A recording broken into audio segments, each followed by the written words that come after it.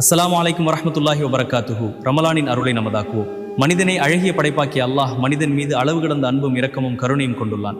இம்மையிலும் மறுமையிலும் மனிதன் வெற்றி பெற்றிட வேண்டும் என்பதற்காக அதற்கு தேவையான இறை நேர் வழிகாட்டலையும் வகுத்தளித்திருக்கின்றான். குறிப்பாக ரமலான் மாதத்திற்கென்று கூடுதல் சிறப்புகளை வழங்கி ஒவ்வொரு முஸ்லிமும் அம்மாதத்தின் முழுமையான பயனையும் அருளையும் அடைய வழிவகுத்துள்ளான். அல்லாஹ் தன் திருமறை குரானில் அத்தியாயம் 2 வசனம் 286 கூறி காட்டுகின்றான். ரமலான் மாதம் எத்தகையதென்றால் அதில்தான் மனிதர்களுக்கு முழுமையான வழிகாட்டியாகவும் தெளிவான சான்றுகளை கொண்டதாகவும் நன்மை தீமைகளை பிரித்தறிவிப்பதுமானால் குரான் அருளப்பெற்றது. உலகமாக அற்புதமான திருக்குரான் ரமலான் மாதத்தில் இறக்கப்பட்ட காரணத்திற்காக அந்த ரமலான் மாதத்தில் நோன்பு வைக்க வேண்டும் என்பது அல்லாஹ்வின் கட்டளை. இது அதற்குரிய மற்றொரு சிறப்பு.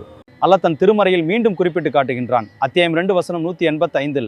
ஆகவே எவர் அம்மாதத்தை அடைந்து கொள்கின்றாரோ அவர் அம்மாதம் முழுவதும் நோன்பு நோற்கட்டும். அருளின் வாயில்கள் திறக்கப்படும் மாதம். அபூ ஹுரைரா ரலியல்லாஹு அன்ஹு அவர்கள் அறிவிக்கின்றார்கள், ரமலான் மாதம் வந்துவிட்டால் வானத்தின் வாயில்கள் திறக்கப்படுகின்றன. இந்த ஹதீஸ் நூல் புகாரில். மற்றொரு ஹதீஸில் அபூ ஹுரைரா ரலியல்லாஹு அன்ஹு அறிவிக்கின்றார்கள், ரமலான் மாதம் ஆகிவிட்டால் அருளின் வாயில்கள் திறக்கப்படுகின்றன, நரகத்தின் வாசல்கள் அடைக்கப்படுகின்றன. நூல் முஸ்லிம். இந்த ஹதீஸ்கள் மற்றும் குரான் வசனங்களை பார்க்கும்போது ரமலான் மாதம் வந்துவிட்டால் சொர்க்கத்தின் வாசல்கள் திறக்கப்படுகின்றன, நரகத்தின் வாசல்கள் அடைக்கப்படுகின்றன என்பதன் கருத்து.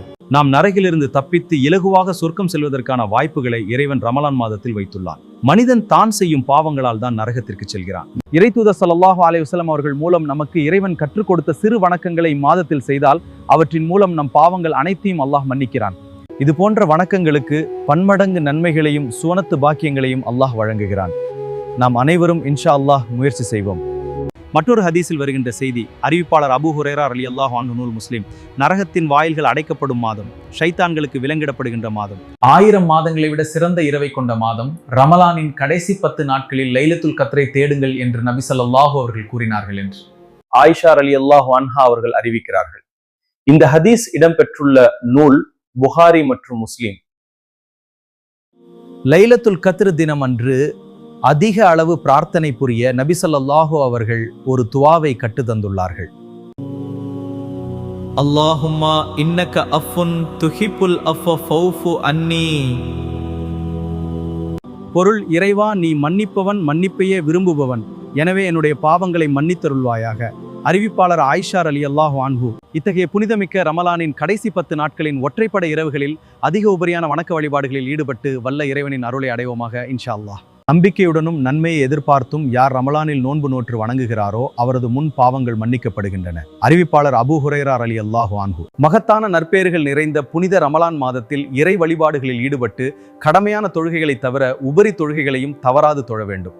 ஹலாலான அமல்களை செய்வது சிறந்தது. அதைவிட ஹராமான செய்கைகளிலிருந்து நம்மை காத்துக்கொள்வதே மிக மிக முக்கியமானது, மேன்மையானது. எனவே புறம் பேசுவதை விட்டும், அவதூறு சொல்வதை விட்டும், பொய்யிலிருந்தும் வீண் பேச்சுக்களிலிருந்தும் நேரத்தை வீணாக்கும் செயல்களிலிருந்தும் காத்துக்கொள்ளுங்கள். மறுமையின் நிரந்தர சொர்க்கத்தை அடைந்து கொள்ள அல்லாஹ்வின் அருள் நிறைந்த ரமலான் மாதத்தை நல்ல விதத்தில் பயன்படுத்தி கொள்ள வேண்டும் என்பதை நாம் விளங்கிக் கொள்வோம். நோன்பாளிக்கு 2 மகிழ்ச்சிகள் உள்ளன. ஒன்று நோன்பு துறக்கும் போது ஏற்படும் மகிழ்ச்சியாகும், மற்றொன்று தனது இறைவனை சந்திக்கும் போது கிடைக்கும் மகிழ்ச்சியாகும் என்று நபிகள் நாயகம் ஸல்லல்லாஹு அலைஹி வஸல்லம் அவர்கள் கூறினார்கள். அறிவிப்பவர் அபூ ஹுரைரா ரலியல்லாஹு அன்ஹு. நூல் புகாரி. சொர்க்கத்தில் ரையான் என்று கூறப்படும் ஒரு வாசல் இருக்கிறது. மறுமை நாளில் அதன் வழியாக நோன்பாளிகள் நுழைவார்கள். அவர்களை தவிர வேறு எவரும் அதன் வழியாக நுழைய மாட்டார்கள். நோன்பாளிகள் எங்கே என்று கேட்கப்படும். உடனே அவர்கள் எழுவார்கள். அவர்களை தவிர வேறு எவரும் அதன் வழியாக நுழைய மாட்டார்கள். அவர்கள் நுழைந்ததும் அவ்வாசல்கள் அடைக்கப்பட்டுவிடும் என்று அல்லாஹ்வின் தூதர் ஸல்லல்லாஹு அலைஹி வஸல்லம் அவர்கள் கூறினார்கள். அறிவிப்பாளர் ஸஹல் ரலியல்லாஹு அன்ஹு. நூல் புகாரி மற்றும் முஸ்லிம். எல்லா நேரத்திலும் அல்லாஹ் நம்மை பார்க்கிறான் என்ற உணர்வை நம் மனதில் பதிய வைத்து அல்லாஹ் விரும்புகின்ற காரியங்களை செய்யக்கூடியவர்களாகவும் அவன் வெறுக்கின்ற காரியங்களை விடக்கூடியவர்களாகவும் நாம் மாற வேண்டும். இதற்காகவே அல்லாஹ் நோன்பை கடமையாக்கியுள்ளான். நம் அனைவரும் வரக்கூடிய ரமலானை அடைய இருக்கின்றோம். இன்ஷா அல்லாஹ் நம் ரமலான் மாதத்தை அடைந்துவிட்டால் குரான் ஹதீஸ் காட்டி தந்த வழிமுறைகளை பின்பற்றி நல்ல அமல்களை செய்து சொர்க்கத்தை அடையக்கூடிய நன்மக்களாக உங்களுக்கும் எனக்கும் இறைவன் அருள் புரிவானாக.